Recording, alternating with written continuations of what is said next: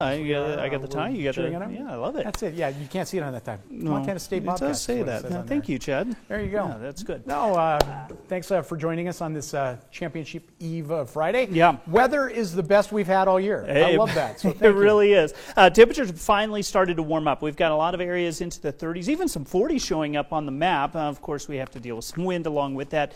A chance of some spotty showers. Unfortunately, with temperatures pushing the 40-degree mark, it could be a rain-snow mix at times for the day today, but I don't think it's going to be an overrunning chance. Daytime highs pushing the 40-degree mark. Expecting gusty winds as that happens through the mid-afternoon, early evening.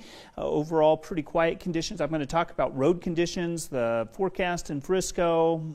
I hope those sports people brought their rain gear. We'll find out. Good stuff. 6:31. In fact, we're going to check in with our Ashley Washburn right now. The big game being played tomorrow, 10 o'clock. Fascinating little statistic there. The field takes a little preparation. You got to water it. You got to mow it.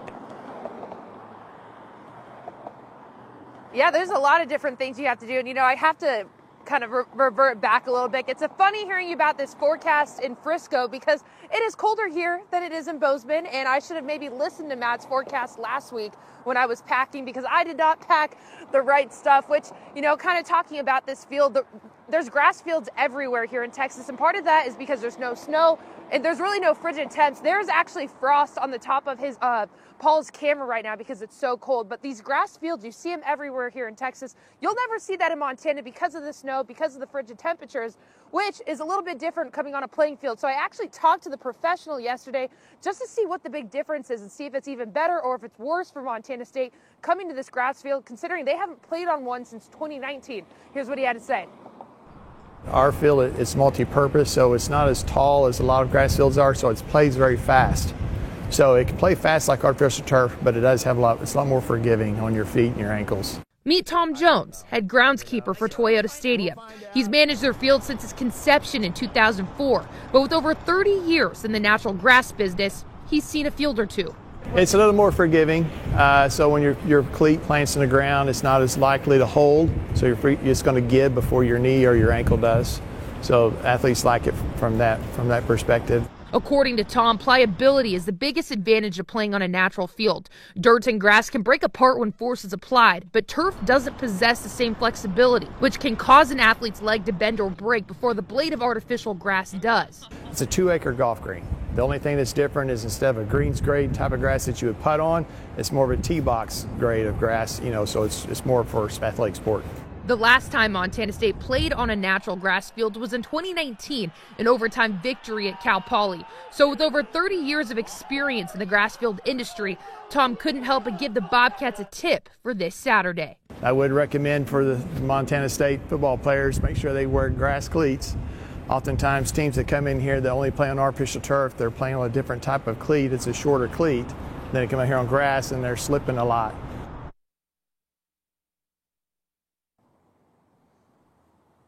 A very good tip from Tom Jones, and not that I want to take any credit, but I did find out last night, and I don't know if they probably were watching KBZK all the way back, down here from Frisco. The entire team got new cleats yesterday. Now, I don't know if most of them will wear it because, you got to break in those shoes and everything, and, it's 2 days before national championship, but they may have heard that story and realized that they need some grass cleats. And just another tidbit, I know you guys are so interested in grass. If you really want to know what type of grass that they use here, it's a Latitude 46 Bermuda blend, Bermuda base, and then they've got some rye on top of it. So there's a little tip for you. That's the grass that they'll be playing on tomorrow. Well, there you go. Thank you, Ashley. Share a little information with you. All the players from Montana State University were in grade school when the Bobcat Stadium was actually grass. Replaced in 2008, and that purchase happening by donations from the 1984 championship team. That's partly how we ended up with turf field at Bobcat Stadium as well. So grass was there 13 years ago. There you go. Ashley, thank you. We're going to check back in with you folks a little bit later in Frisco, Texas. Meantime, Montana State University football fans hitting the road to go support Bobcats in Frisco. And while a lot of fans were not able to travel with the team, many were able to grab something to help them remember the big day. Andy Johnson shows us how you can help secure a win here in Bozeman for the Cats. MTN's Road to the FCS Championship is sponsored by Allegiance Benefit Plan Management. The days are quickly passing by until the championship football game. We're headed to Texas in about 4 hours. So this mom and daughter duo found themselves at the MSU bookstore before hitting the road. We're getting a whole bunch of blue because we don't want to look like the opposing team. And whether or not the two realize it, they're helping MSU come closer to a win for another competition. There's two parts to it. Both universities are carrying this shirt with the two helmets on it. And one part of the competition is who will sell the most of these. In fact, Montana State is so far ahead of North Dakota State in this part of the competition, MSU has already sold out of these t-shirts, but fans can still participate in the second part. The other part of the competition is overall merchandise related to the championship. For instance, what I'm wearing, the Road to Frisco shirt. And of course, a good competition needs a good prize. The prize is that the winning university will be given, or I should say the winning bookstore, will be given a scholarship for $250. There's two parts, so that's two $250 textbook scholarships. And so far, Montana State has over 1,000 t-shirts sold, in the competition only selling over 100. NDSU, one thing to note about them is that, you know, they've been to the championship game multiple times in the last decade. For Montana State, this is one of the most exciting things I have ever seen. And Rob is one of the best people to ask. Before he was a bookstore employee, he used to shop at the bookstore as an MSU student. Crews from the bookstore are headed to Texas and will have merchandise on hand to sell. Reporting from campus, Annie Johnson, MTN News. Oh, our hardworking Annie brought us one of those t-shirts. There it is right there. Of course, this is it. They're all sold out in the gold and the blue. That's why this one is so special. We're going to hang on to it here, Montana, this morning. Cheering for another t-shirt, of course. How about the one that says Montana State University, national champions on it? By the way, MTN's extensive coverage of the road to the FCS championship continues with our team, including Ashley Washburn, Tom Wiley. Well, you'll see right here coming up again a little bit later at 6:53.